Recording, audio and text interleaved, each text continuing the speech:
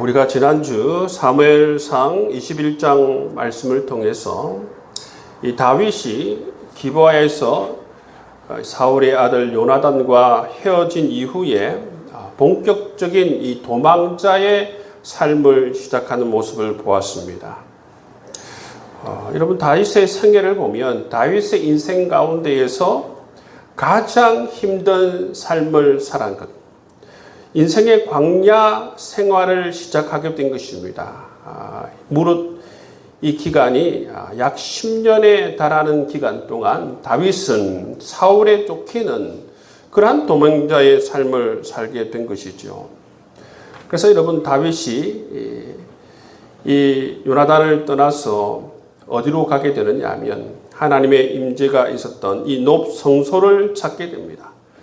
거기에서 누구를 만납니까? 이 제사장 아히멜렉을 만나게 되죠. 만나서 자기 자신이 필요했던 먹을 것과 칼을 가지게 됩니다.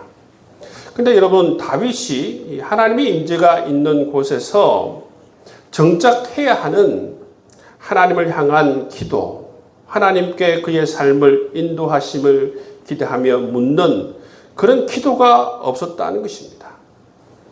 그런 다음에 어디로 이동합니까? 그런 다음에 블레셋 땅 가드로 이동하는 것을 볼 수가 있죠.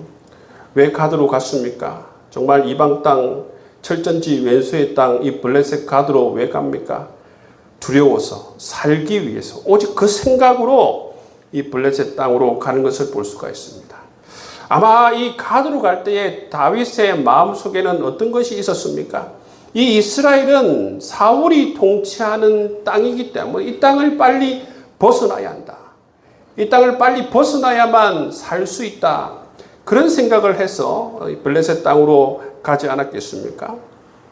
그리고 갈 때에 다윗은 그 마음속에 내가 블레셋 가드로 도망하여도 설마 그게 나를 알아보는 사람이 있겠는가?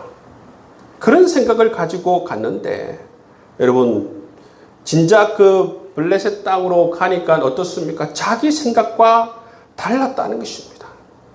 자기 계획과 달랐다는 것을 볼 수가 있습니다. 이처럼 사람이 스스로 어떤 것을 계획하고 어떤 것을 생각할 때에 자기 생각과 자기 계획과 완전히 다른 양상으로 일이 벌어지는 것을 볼 수가 있죠. 그래서 끝내 어떻게 됩니까? 끝내 다윗은 잡혀서 이 블레셋 가드 왕 앞으로 끌려가게 되죠. 그런 이후에 다윗은 어떻게 합니까? 살기 위해서 미친 짓을 해요. 살기 위해서 미친 짓을 한다는 것입니까? 다윗은 소년이었을 때에 여러분, 이 블레셋 여러분 골리앗과 싸움을 벌이지 않습니까? 그때 다윗의 믿음의 모습, 정말 용맹함, 그 신실함, 그것은 지금 여러분 찾아볼래야 찾아볼 길이 없다는 것입니다. 지금 다윗의 모습은 어떻습니까? 정말 연약하디 연약한 모습, 정말 비참한 다윗의 모습만 이곳에서 볼 수가 있는 것이죠. 그것이 지난주 21장에 나타난 다윗의 모습이었습니다. 오늘 본문의 말씀을 보시면 다윗이 이 블레셋 가드에서 떠나서 어디로 돌아옵니까? 이 아둘람 동굴로 돌아오는 모습을 볼 수가 있습니다. 이 아둘람 동굴은 바로 유대 광야 지역에 있는 그러한 동굴입니다. 유대 땅이라는 것이죠. 이스라엘로 돌아왔다는 것입니다. 여러분, 유대 이 남쪽으로 가면 유대 광야 지대가 나오게 됩니다. 네게브라고 하죠. 이 광야 지역에 나오는데 이 지역이 예루살렘에서 한 25km 정도 떨어진 곳이에요. 다시 이처럼 이스라엘로 돌아오는 이 다윗의 모습을 볼 수가 있습니다. 다윗은 여전히 도망자 신세였지만 이곳에서 무엇을 경험하게 됩니까?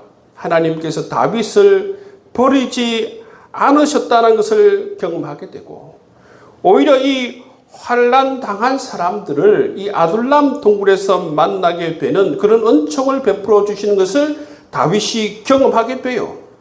그 사람들이 무려 400명이나 되는 것을 볼 수가 있습니다. 이처럼 우리 하나님은 어떤 분이신가 하면 고난 가운데에서도 함께 하시는 하나님이심을 보여주고 있습니다. 우리의 어리석음 가운데에서도 하나님께서는 은총을 베풀어 주시는 분이심을 우리에게 말씀해 주고 있다는 것입니다.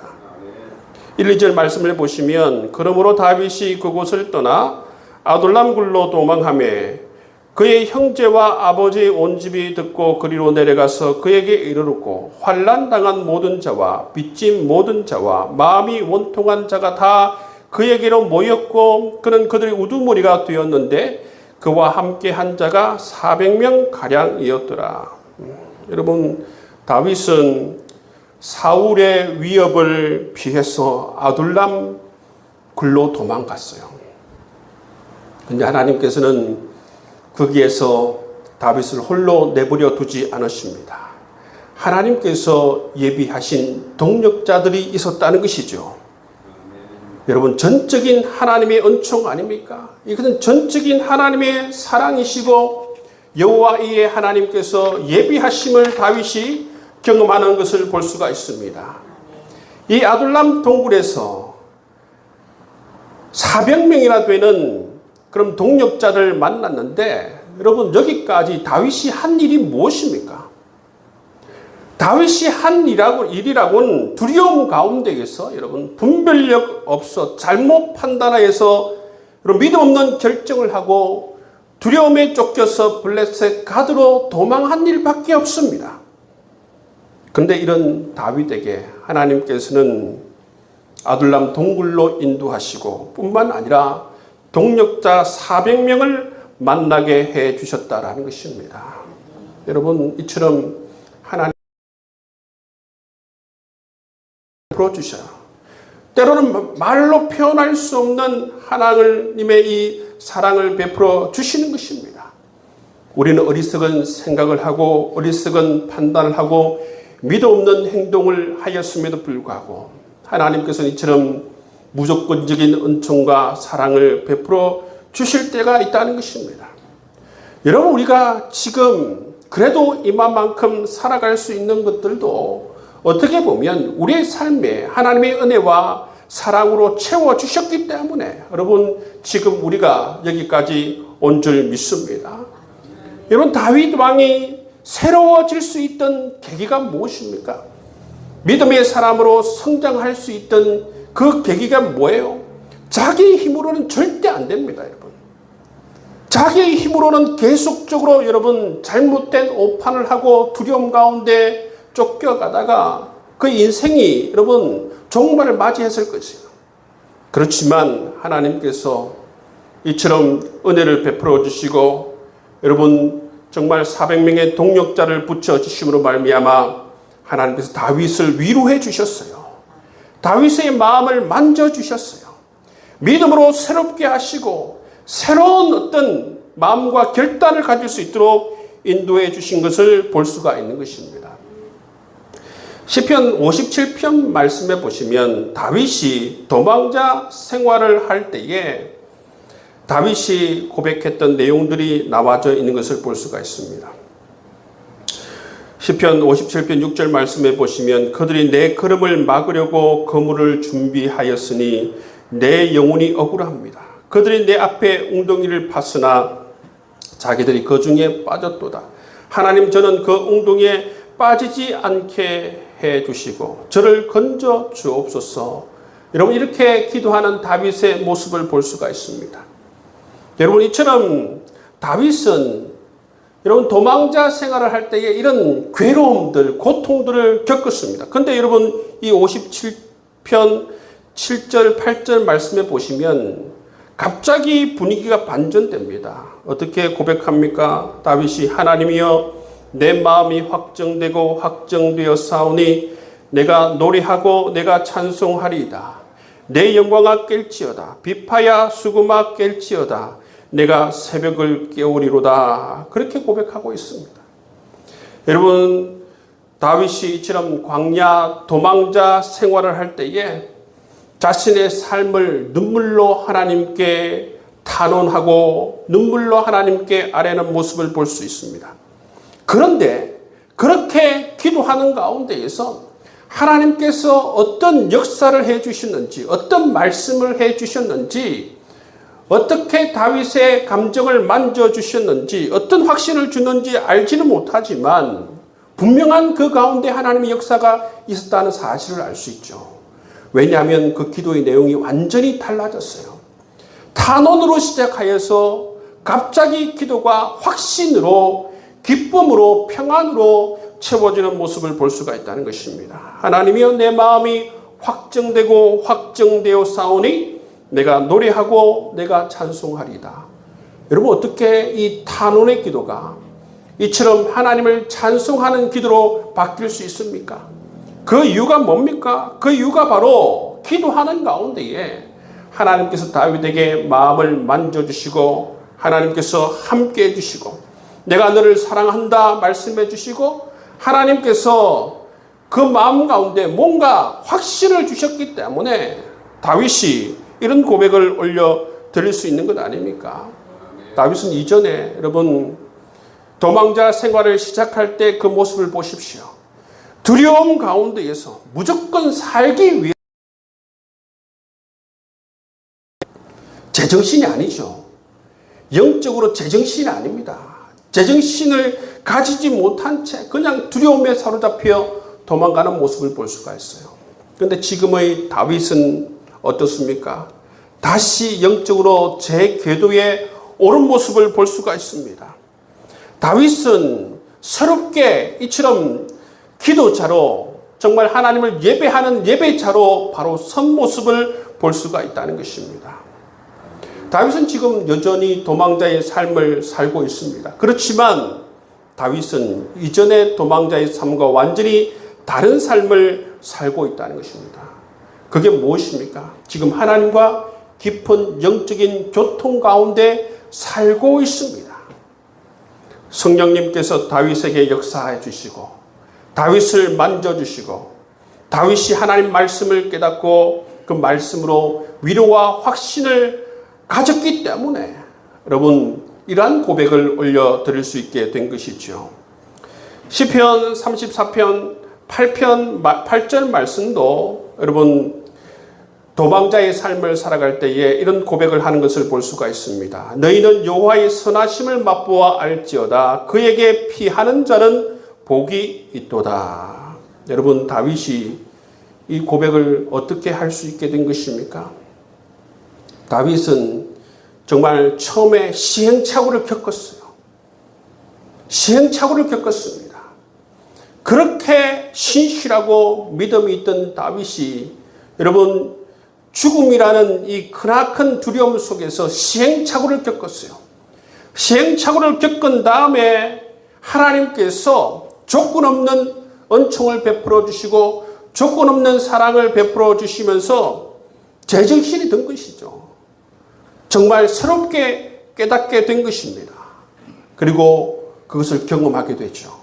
정말 하나님께 피하는 것이 복이구나. 하나님께 피하는 것이 정말 지혜로 그러한 생각이구나 라는 것을 고백했기 때문에 다윗은 너희는 여호와의 선하심을 맛보아 알지어다. 그에게 피하는 자는 복이 있도다. 그렇게 고백하는 것을 여러분 볼 수가 있는 것이죠. 여러분 이렇게 여러분 다윗은 어리석음 가운데에서도 하나님의 은총을 경험하면서 이제 영적으로 제정신이 들게 되고 영적으로 여러분 다시 정상 궤도에 오르면서 하나님의 인도하심을 받기 시작하는 모습을 볼 수가 있습니다. 5절 말씀해 보십시오. 선지자 갓이 다윗에게 이르되 너는 이 요새에 있지 말고 떠나 유다 땅으로 들어가라. 다윗이 떠나 헤레 수풀에 이르니라. 여러분 이처럼 다윗이 이제 선지자 갓의 인도함을 받습니다. 하나님의 말씀대로 그렇게 움직여 나가는 것을 볼 수가 있는 것입니다. 하나님께서는 이처럼 갓을 통해서 말씀하십니다. 다윗은 여러분 사울이 죽이려고 하니까 두려움 가운데 무조건 살기 위해서 발버둥 쳤습니다. 보이는 것이 없었습니다.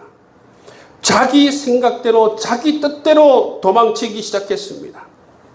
그러나 인간의 이 어리석은 그러한 판단 가운데서도 하나님께서 은총을 베푸신 이후에 다윗은 정말 영적인 정상 궤도에 오르게 된 것입니다. 그리고 나서 하나님의 음성을 듣게 되고 하나님의 음성에 따라서 그 말씀의 인도하심 따라서 순종하며 살기 시작하는 모습을 볼 수가 있습니다. 여러분, 우리가 일상에서 지금 다윗의 모습처럼 영적인 정상 궤도 속에서 머물고 살아간다는 것이 얼마나 큰 은총인가를 이 말씀을 통해서 다시 한번 깨닫게 됩니다. 여러분, 우리가 그리스도 안에 거하고 정말 말씀 안에 거하고 하나님께 기도로 삶을 아뢰고 하나님께 인도하심을 구하며 살아가는 이 자체가 얼마나 여러분 지혜로운 삶인가, 얼마나 은총 아래에 있는 삶인가 라는 것을 여러분 깨달을 수 있는 그런 귀한 여러분 말씀입니다. 여러분 늘 이 하나님의 놀라우신 여러분 은총 가운데에 벗어나지 말고 지금처럼 영적인 정상 궤도에 머물고 하나님의 말씀의 인도하심에 따라서 하나님께 기도하며 살아갈 수 있는 여러분의 삶이 될 수 있기를 주의 이름으로 축복합니다. 다윗이 너희는 여호와의 선하심을 맛보아할지어다. 그에게 피하는 자는 복이 있도다. 이 다윗의 이 고백, 여러분 이것은 그냥 말이 아니에요. 다윗이 배웠던 정말 하나님의 역사이고 하나님을 직접 체험한 신앙의 고백이라는 것입니다. 이것은 단지 여러분 이론이 아니라 다윗이 실제로 경험하였던 삶의 실제를 우리가 볼 수가 있다는 것입니다. 가장 지혜로운 것이 무엇인가? 여러분 고난 가운데에서 다른 곳이 아니라 여호와께 피하는 자가 여러분 가장 지혜로운 하나님의 백성인 줄 믿습니다. 그럴 때에 다윗의 고백처럼 여호와의 선하심을 맛보아 알게 될 줄을 믿습니다. 여러분들께서 어떤 상황 가운데에서도 하나님께 피하여서 하나님께서 베풀어 주시는 이 놀라우신 선하심을 맛볼 수 있는 여러분의 삶이 될 수 있기를 주의 이름으로 축복합니다. 6절에서 19절 말씀에 보시면 사울 왕은 이 질투와 왕위를 빼앗기지 않기 위해서 이 사울 왕도 이런 두려움이 있었어요. 누가 나의 왕위를 찬탈하지 않을까? 누가 나의 왕위를 빼앗지 않을까? 그런 강력한 두려움 가운데에서 어떻게 합니까? 이 노베 제사장 아히멜렉과 그의 가문을 다 여러분 멸족시키는 것을 볼 수가 있습니다. 6절 말씀에 보시면 사울은 지금 손에 단창을 들고 있어요. 왜 들고 있습니까? 첫 번째는 다윗을 죽이려고 단창을 들고 있어요. 사울의 삶의 초점이 뭡니까? 죽이는 것입니다. 자기 왕위를 위협하는 세력이 누구든지 반드시 죽이겠다라고 하는 것이 지금 사울의 삶의 초점입니다. 사울은 지금 자기 자신이 하나님의 종이라는 생각, 하나님께서 세우신 종이라는 생각, 하나님이 주신 이 하나님 나라를 아름답게 가꾸어 나가야 하는 생각, 이런 생각이 전혀 없습니다. 안중에도 없습니다. 지금 사울 왕을 사로잡은 그런 생각은 뭡니까? 오직 자기 자신의 자리를 보존하기 위해서 모든 군사력을 다 동원하고 모든 역량을 다 동원해서 오직 자기의 반대 세력을 죽이겠다는데 초점이 맞춰져 있지 않습니까? 여러분 이런 모습 속에서 하나님께서 사울을 버리셨다라는 것을 우리는 분명히 알 수가 있습니다. 사울 왕이 된 이후에 2년 차에 어떤 말을 들었습니까? 하나님께 버림을 받았다라는 말씀을 들었죠. 그죠? 사울이 저기하고 난 2년 이후에 이런 말을 듣고 난 이후에 회복이 되지 않습니다. 사울의 일생을 보면 일생 내내 오직 자기의 권자를 위협하는 세력을 죽이는 데만 초점을 맞추다가 끝내 어떻게 됩니까? 그 인생이 끝나버립니다.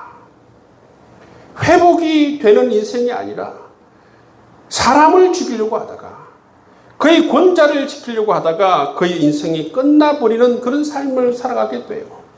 여러분 얼마나 어리석은 삶을 살아가게 됩니까? 여러분 우리가 이 사울의 모습을 보면서 우리가 이런 질문을 하지 않을 수 없습니다. 여러분 우리 인생은 어디에 초점을 맞추고 살아가야 할까?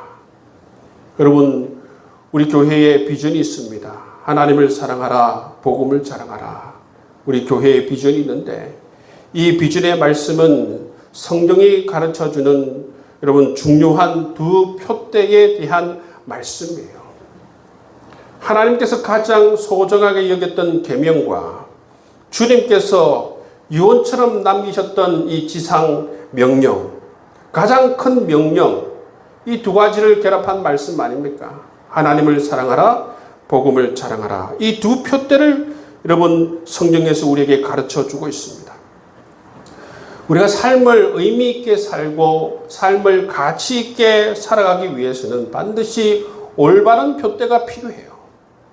근데 사울 왕은 하나님께서 분명히 자기 자신을 왕으로 세워주셨고 하나님께서는 하나님의 종으로 부르셨음에도 불구하고 처음 세워진 그 표대를 잃어버렸습니다. 근데 여러분 나중에 남은 표대가 뭡니까? 오직 자기 권자를 지키기 위한 다른 사람을 죽이려고 하는 그러한 잘못된 인생의 표대를 쫓아 살아가는 모습을 볼 수가 있다는 것입니다. 여러분 이런 사람들이 많을 수 있어요. 여러분 하나님의 표대를 잃어버리고 세상에 헛된 표대를 세우고 살아간 사람들이 많을 수가 있다는 것입니다.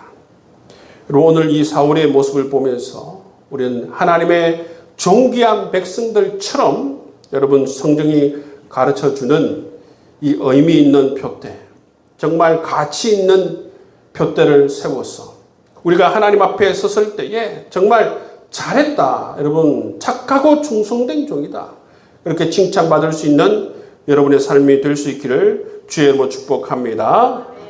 오늘 말씀을 통해서 하나님께서 우리에게 가르쳐 주시는 그러한 메시지가 무엇입니까? 하나님께서는 우리의 어리석음 가운데에도 함께 하신다 말씀하십니다. 우리의 고난 가운데에서도 하나님께서 함께 하신다 말씀하고 계세요.